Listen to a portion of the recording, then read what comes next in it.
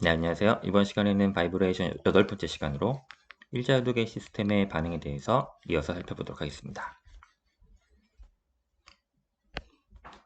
오늘 살펴볼 내용은 지진 측정 장비에 관한 것인데 여기에는 크게 두 가지가 있죠. 가속도계와 지진계가 있습니다. 그 기본 원리에 대해서 먼저 살펴보고요. 이렇게 바닥면에 이 케이스가 이렇게 달려 있는데 그 케이스 안에는 매스 스프링 댐퍼가 이렇게 위치하고 있어서 이 진동을 이제 측정할 수 있는 기본 성분들이 들어 있습니다. 그러면 이 매스 자체가 진동하는 변이는 XT로 나타낼 수가 있고 바닥면이 진동하는 변이는 YT로 나타낼 수가 있으면 그 편차는 이제 GT로 표현이 되는 거죠. 그리고 이때 우리가 측정하려는 바닥면의 진동은 하모닉 모션으로 한정을 하고 이제 분석을 하겠습니다. 그러면 맨 처음에 할 일은 역시 프리바디 다이어그램을 그려서 이제 F는 MA 공식으로 진동 방정식을 만들어주면 되겠죠. 그러면 여기에 이제 복원력으로 적용하는 것이 스프링에서는 이러한 힘, 그리고 댐퍼에서는 이러한 힘이 요 마이너스 방향으로 작용을 하게 되고 이 힘이 이제 F는 MA로 요 가속도를 만들어내게 됩니다. 네, 그러면 요 Y 방향으로 힘을 모아보면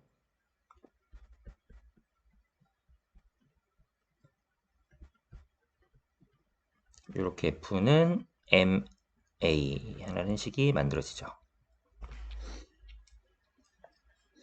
그리고 왼쪽 그림에서 우리가 요 상대 변이를 이제 정의를 할 수가 있고요. 네, 그러면 이 두 개를 모아서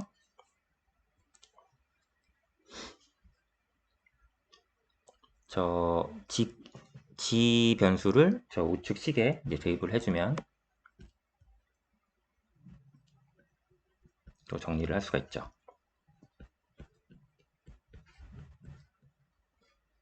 이번에는 x2-니까 g2-에 y2-을 더해줍니다. 그러면 다시 표준 형태로 배치를 해보면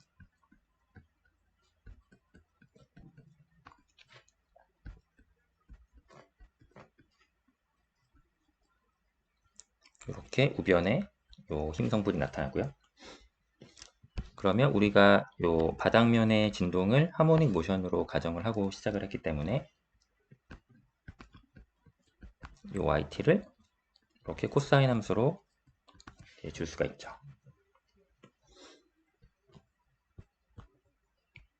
그러면 다시 우변에 대입을 해서 정리를 해보면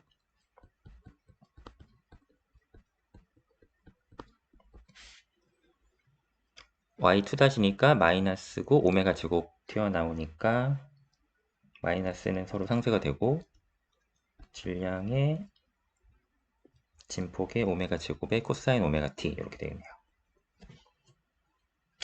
자, 그럼 요 식은 예전에 우리가 편심 질량 회전을 다뤘을 때 보시면 요게 요 편심의 역할을 한다고 생각을 하시면 그 표준 형태가 딱 된 겁니다.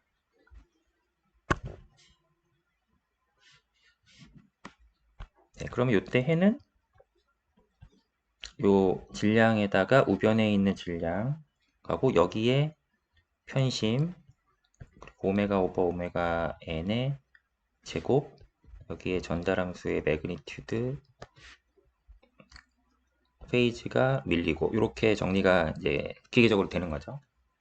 저 표준 형태로만 이제 식이 만들어지면 이렇게 루틴하게 오는 겁니다. 그러면 이건 지워지고 이 편심에 해당하는 게 저 여기서는 y0가 되니까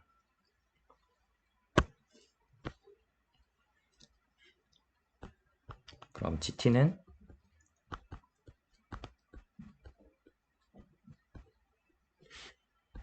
이렇게 정리가 됩니다.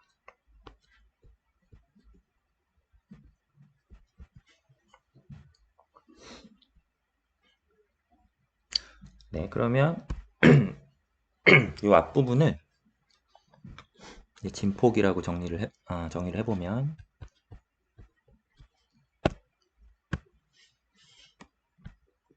이 진폭의 비를 이제 나타낼 수가 있죠.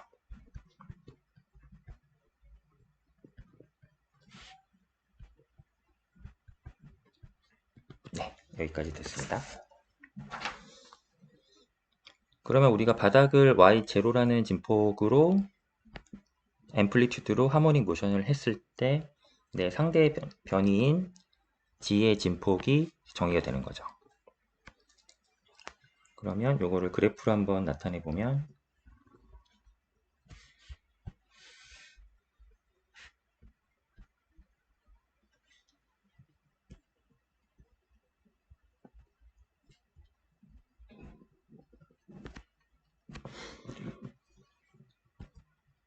여기가 1이 지나가고 여기도 1이 지나가고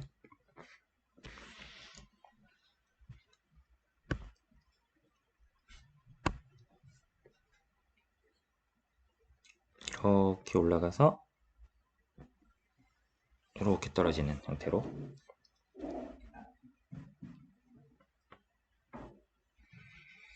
대충 그려보면 이런 식으로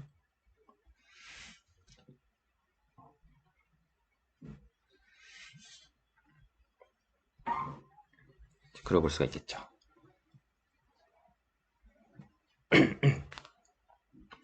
네, 그러면 요 오메가 오버 오메가 n x축을 기준으로 1을 기점으로 해서 왼쪽과 오른쪽에 있는 거동이 다르게 나타나는데 요 왼쪽의 거동안과 요 오른쪽의 거동이 달라요, 지금. 요 오른쪽을 보시면 요 1로 수렴을 하는 형태가 되는 거고 이 왼쪽은 0에서부터 이렇게 올라오는 그런 형태를 띠고 있습니다. 그래서 요 그래프 특성을 이용해서 우리가 두 가지 그 상반된 영역이 이제 보이고 여기서 가속도계와 지진계의 형태를 이제 뽑아낼 수가 있습니다. 첫 번째로 액셀레로미터 이제 가속도계를 살펴볼 건데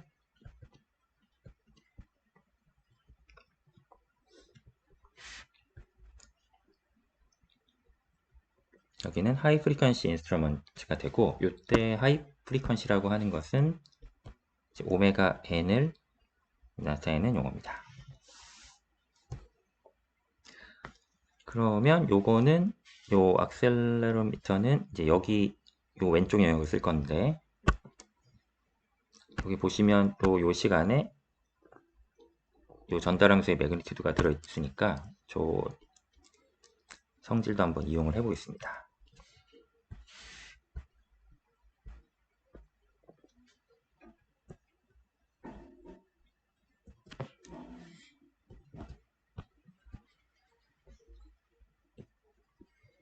우리가 이번에는 전달함수의 요 매그니튜드를 한번 또 그려보면 이번에는 1에서 시작을 해서 이렇게 0으로 떨어지는 이런 형태가 되죠.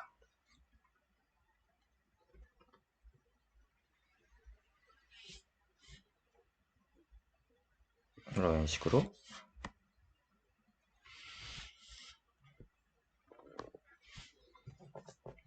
네, 그래서 우리가 요 왼쪽 영역을 이제 보게 되면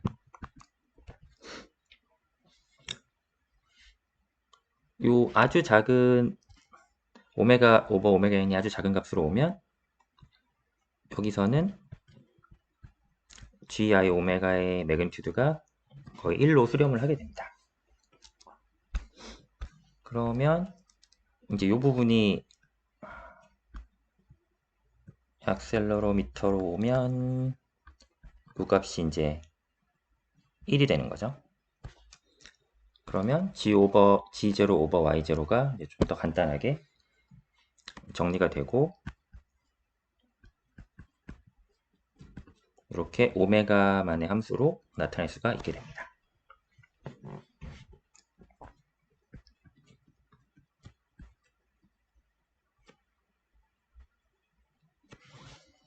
네, 이렇게 놓고 보면 이 분자에 있는 부분은 요 진폭에 오메가 제곱이 따라 붙었으니까 요거는 그 케이스의 엑셀러레이션의 앰플리튜드가 되는 거죠. 그러니까 요 분자 텀은 가속도의 그 앰플리튜드 진폭을 나타내는 컨셉이니까 결국은 가속도를 우리가 측정하는 게 됩니다. 그래서 우리가 저 장비의 상대 변이의 진폭을 재는 순간 우리는 가속도를 이제 측정하고 있는 게 되는 거죠. 이런 케이스에서는. 그래서 예를 들어서 저기가 이제 요 감습이 제타에 따라서 요 이제 값들이 많이 바뀌니까 우리가 제타를 한 0.7 정도로 놓으면 오메가 오버 오메가 n이 0에서 0.4 사이의 구간에 놨을 때 이 에러가 1% 미만이 됩니다. 그래서 요 G I 오메가의 매그니튜드가 1이라는 요 라인을 따라가게 감쇄비를 적절히 조절을 하고 요 주파수 영역을 작게 한정을 지으면 요 정확하게 요 식을 이용해서 우리가 요 장비로 상대 변이를 측정하면 요 지면의 가속도를 측정할 수가 있게 되는 거죠. 네, 요게 가속도계의 원리가 되겠습니다.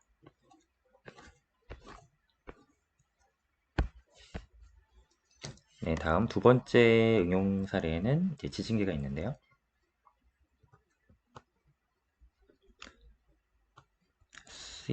사이즈마미터라고 되어 있고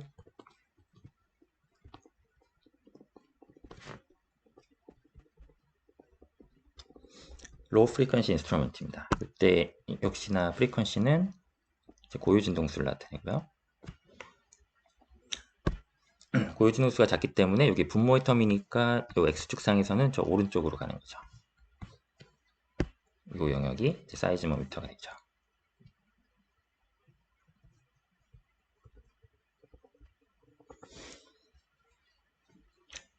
그러면 여기서는 어떤 특성이 있냐면 여기서 이제 바로 볼 수가 있는 것은 요 텀이 지금 1로 수렴을 하더라. 요게 지진계의 이제 특성이 된 거죠.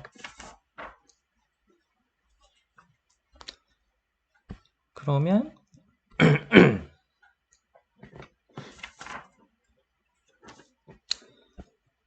네, 요 특성을 가지고 여기로 가보면 여기가 이제 1이 되는 겁니다. 그러면 이 말은 그냥 내 상대 변이의 진폭을 재면 그냥 바닥면의 진폭을 그대로 구하게 되는 게 되는 거예요. 그죠? 우리가 요 고유진도수가 작아서 x축을 오른쪽으로 보낼 수 있다는 가정만 잘 만족이 된다면 이 우측에서는 그대로 바닥면의 진폭을 재서 지진계로 쓸 수가 있는 겁니다. 그래서 이렇게 왼쪽은 가속도계, 오른쪽은 지진계 이렇게 똑같은 장비로 사용을 할 수가 있게 됩니다. 그래서 무턱대고 이 장비를 써서 그냥 재려고 하면 되는 게 아닌 거죠. 결론적으로는 내 적절한 주파수 영역대가 맞아야 되고 감쇄비가 맞아야 되고 이런 게 다 만족이 되어야 내가 원하는 가속도, 원하는 뭐 지진계 이런 특성들을 이제 구현을 할 수가 있는 겁니다. 네, 그러면 이렇게 두 가지 알아봤고 그 다음에 알아볼 거는 우리가 지금까지는 하모닉 모션에 대해서 알아봤고 주파수를 하나짜리만 봤잖아요. 근데 우리가 복잡한 신호는 이러한 여러 가지 하모닉 성분들이 이제 중첩에서 나타나기 때문에 여러 가지 신호들의 중첩을 이제 처리를 해야 되고 그 과정에서 이제 페이즈가 서로 어긋나면서 이제 왜곡이 되거든요. 그런 부분을 어떻게 처리해서 복잡한 신호들까지도 측정을 할 것인가라는 이슈가 이제 남아 있는 거죠.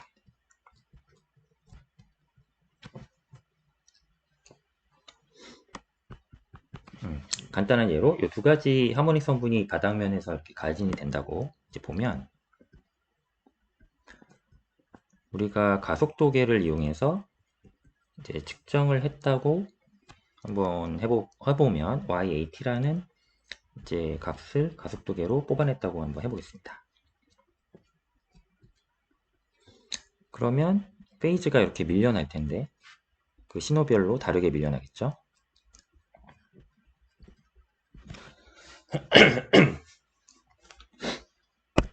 그럼 여기서 관건은 요 페이지, 첫 번째 페이지 밀린 성분하고 두 번째 성분하고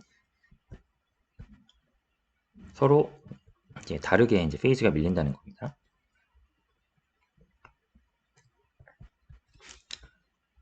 그러면 이 말은 뭐냐면 토탈 페이지가 이제 디스토션이 발생을 하더라. 이제 파형이 이제 일그러지는 거죠. 그러면 우리가 원하는 거는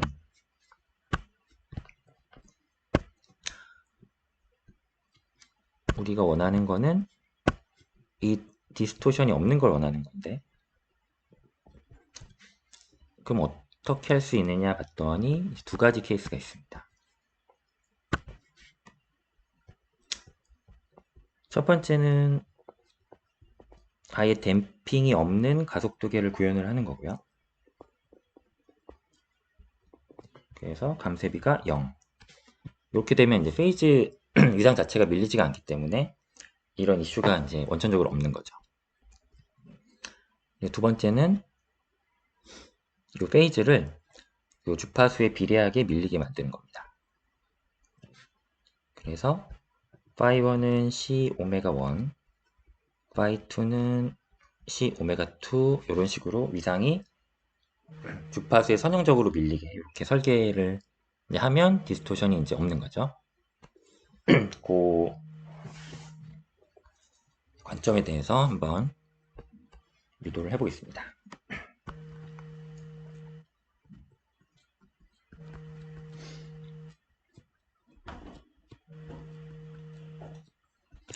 이렇게 해놓고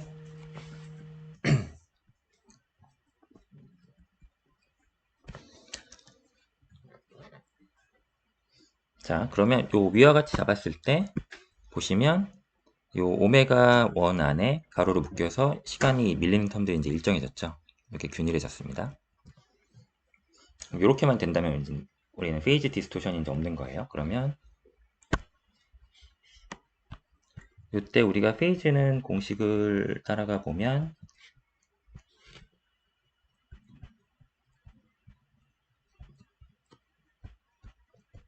이제 이렇게 되고요.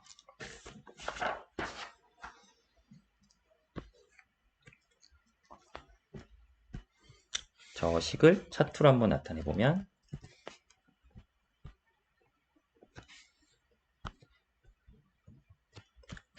0, 2분의 파이 이렇게 되는데 여기가 1 이렇게 되면 댐핑이 없을 때는 이렇게 가고 댐핑이 있으면 이렇게 올라가고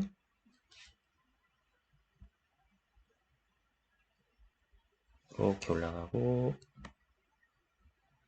이런 식으로 있죠. 그러면 우리의 관심 영역은 여기입니다. 파이가 아주 작을 때 그러면 이 구간에서 우리가 파이를 오메가에 비례한다고 볼 수가 있는 거예요.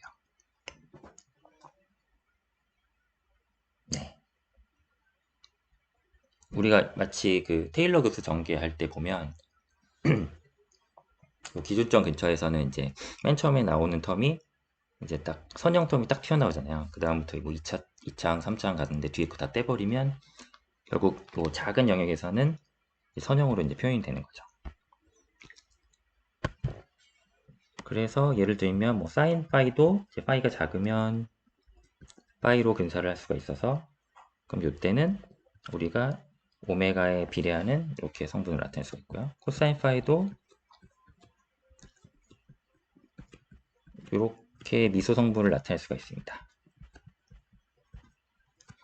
네, 요거는 왜 그러냐면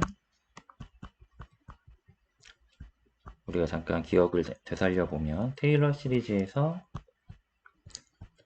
이제 사인 파이는 이렇게 급수로 전개가 될 거고요.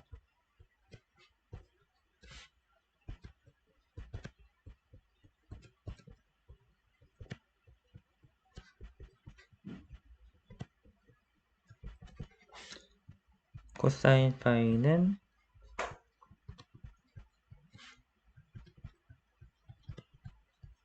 또 이렇게 전개가 되겠죠.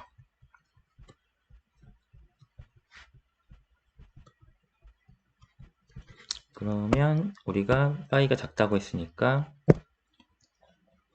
요 앞에 영역만 이렇게 잘라서 쓰는 겁니다. 여기만. 네, 그게 요 위에 결과가 이제 이렇게 되는 거고요. 그러면 우리가 요걸 왜 구했냐면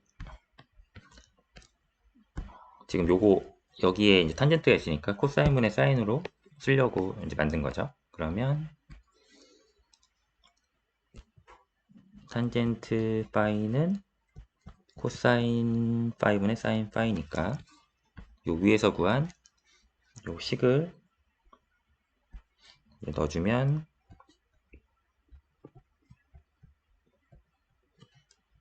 네, 이렇게 되고 원래 있던 식은 또 저기 있네요. 저거를 또 우변에 이제 써줄 수가 있죠.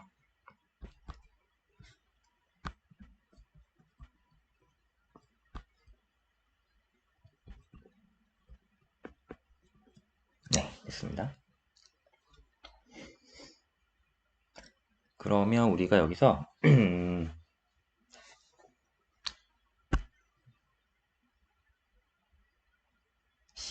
저 C를 가정을 한번 해볼게요. C를 오메가 n분의 루트 2라고 한번 놔보겠습니다. 그러면 제타는 어떻게 될까요? 제타는 C 크리티컬 분의 C니까 2m 오메가 n분의 C고 2m 오메가 n분의 루트 2니까 2분의 루트 2에 m 오메가 n의 제곱이 되고 여기가 그러면 k분의 1이 되는데 이때 k를